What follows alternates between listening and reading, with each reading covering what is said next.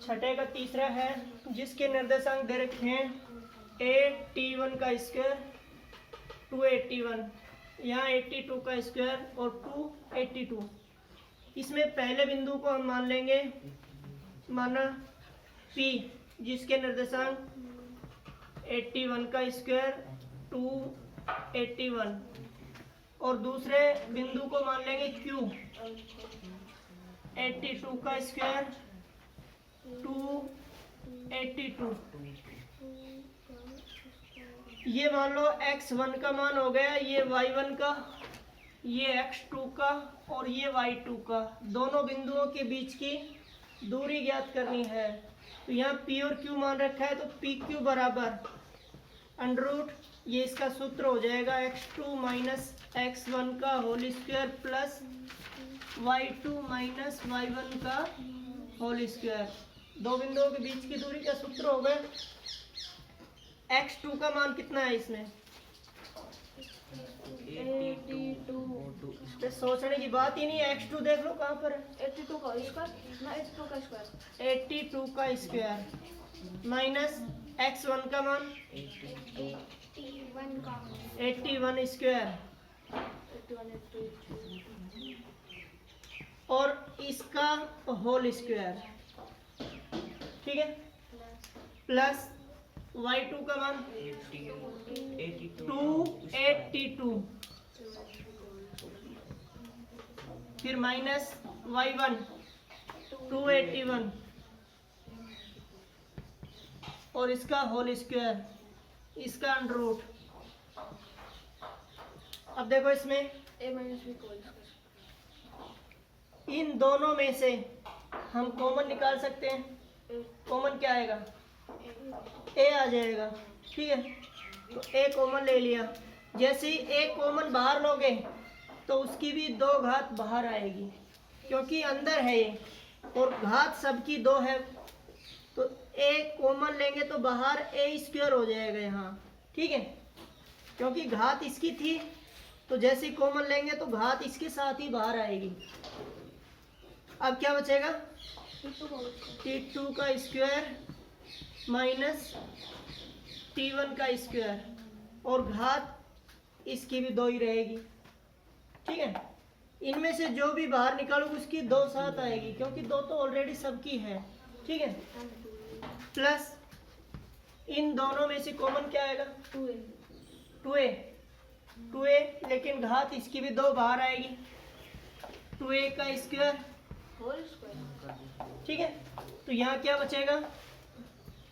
t2 minus t1 का whole square और इसका अंडर रूट। अब देखो a स्क्वायर, ये ऐसे कैसे? अब इसमें ये जो है ना a square minus b square का सूत्र बन रहा है। a square minus b square, तो ये तो ऐसे ही रहेगा। अंदर इसका सूत्र हम खोल सकते हैं a square minus b square, तो a plus B into a minus B. नहीं, अब देखो इसमें इसका हो जाएगा एक बार तो t2 प्लस t1 और एक बार हो जाएगा इसका t2 माइनस t1। अब इसमें होल स्क्वायर था तो 2 घात इसकी भी बन जाएगी और 2 इसकी भी, अलग अलग 2 हो जाएगी, ठीक है ना। प्लस 2 एक का स्क्वायर करोगे क्या आएगा? 4a स्क्वायर और ये ऐसे कैसे लिख दो? t2 माइनस t1 का स्क्वायर। सेम कोष्टक कौन सा है? प्लस से इधर और प्लस के बाद सेम कोष्टक कौन सा मिल रहा है? तो ये तो कॉमन आ जाएगा और कॉमन क्या आएगा?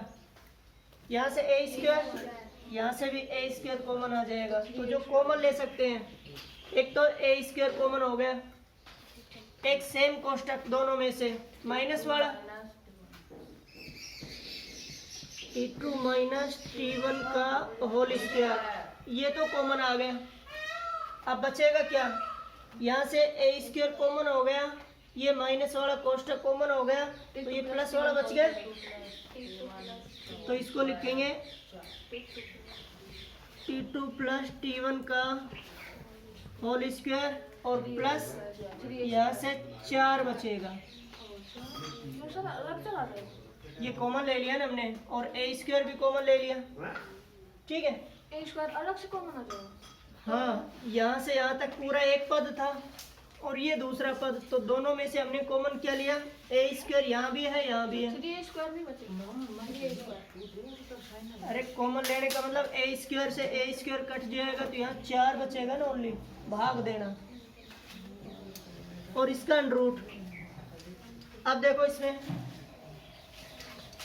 ये जो गुणा में दोनों संख्या है, इसका हम वर्गमूल निकाल सकते हैं। इसकी 2 घात है तो घात हट जाएगी, इसकी भी 2 घात है तो घात हट जाएगी, तो ये दोनों तो वर्गमूल से बाहर आ जाएंगे।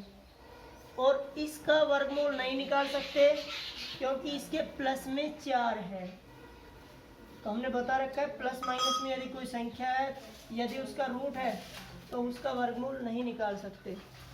तो ये दोनों वर्गमूल से बाहर आ जाएंगे और क्या हो जाएंगे, इसका तो हो जाएगा a, इसका हो जाएगा T2 माइनस T1, घात हट गई दोनों, और ये रूट में ऐसे कैसे रहेगा, T2 प्लस T1 का होल स्क्वायर और प्लस 4, ये आंसर आ जाएंगे।